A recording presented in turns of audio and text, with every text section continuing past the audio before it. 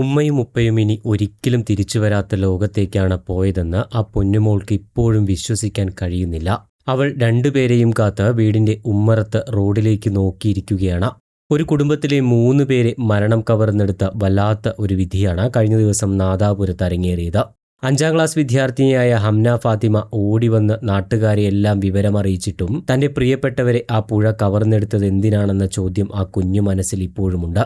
School അവധിയായതിന്റെ സന്തോഷത്തിലായിരുന്നു Hamna Fathima ഉണ്ടായിരുന്നത്.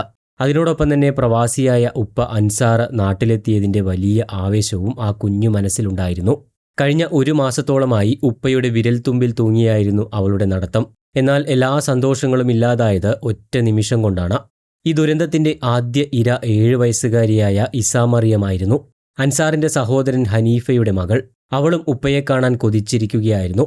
2 വർഷമായി ഗൾഫിലായിരുന്ന ഹനീഫ 3 ദിവസങ്ങൾക്ക് മുൻപാണ് നാട്ടിലെത്തിയത്. ഭാര്യയുടെ പ്രസവത്തിനായി എത്തിയതായിരുന്നു അദ്ദേഹം.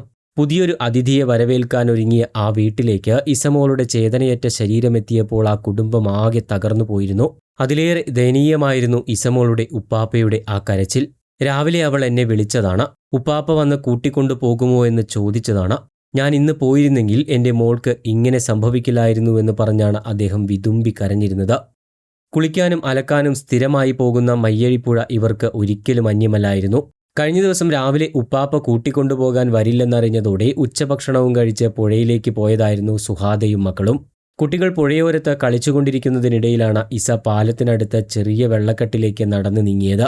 കൺചിമ്മി തുറക്കുന്നതിന് മുൻപേ കുട്ടി പുഴയിലെ ചെളിക്കയത്തിൽ മുങ്ങി താഴുകയായിരുന്നു. പൊന്നുമോളെ രക്ഷിക്കാനുള്ള ശ്രമത്തിനിടയിൽ സുഹാദയും മുങ്ങിത്താഴുന്നത് കണ്ടതോടെ കരയിൽ നിന്ന് ഹംന അലറി വിളിച്ച് വീട്ടിലേക്ക് ഓടി ആളുകളെ അറിയിക്കുകയായിരുന്നു. ഹംനയുടെ കരച്ചിൽ കേട്ടാണ് സുഹാദയുടെ ഭർത്താവ് അൻസാർ അവിടേക്ക് ഓടിയെത്തുന്നത്. ഇവരെ രക്ഷിക്കാനായി വെള്ളത്തിലേക്ക് എടുത്തു ചാടിയ അൻസാറും പുഴയിൽ മുങ്ങിത്താഴ്ന്നു. തുടർന്ന് മൂവരെയും നാട്ടുകാർ ചേർന്ന് നാദാപുരം താലൂക്ക് ആശുപത്രിയിൽ എത്തിച്ചുവെങ്കിലും ജീവൻ രക്ഷിക്കാൻ സാധിച്ചില്ല. പ്രവാസലോകത്തെ കഷ്ടപ്പാടുകൾ അവസാനിപ്പിച്ച് കുടുംബത്തോടൊപ്പം നാട്ടിൽ ജീവിക്കാനുള്ള തീരുമാനത്തിലായിരുന്നു അൻസാർ ഉണ്ടായിരുന്നത്. അതിനിടയിലാണ് മക്കളെ തനിച്ചാക്കി 2 പേരും യാത്രയായത്. പാലത്തിന്റെ തൂൺ നിർമ്മിക്കാനെടുത്ത വീതിയേറിയ കുഴിയിൽ നിറഞ്ഞ ചെളിയാണ് 3 പേരുടെയും ജീവനെടുത്തത് എന്നാണ് നിഗമനം. 3 പേരുടെയും മൃതദേഹങ്ങൾ പോസ്റ്റ്മോർട്ടം നടപടികൾക്ക് ശേഷം ബന്ധുക്കൾക്ക് വിട്ടു നൽകി സംസ്കാരം നടത്തി. എന്തായാലും ആ കുടുംബത്തിന്റെ വേദനയിൽ നമുക്കും പങ്കുചേരാം.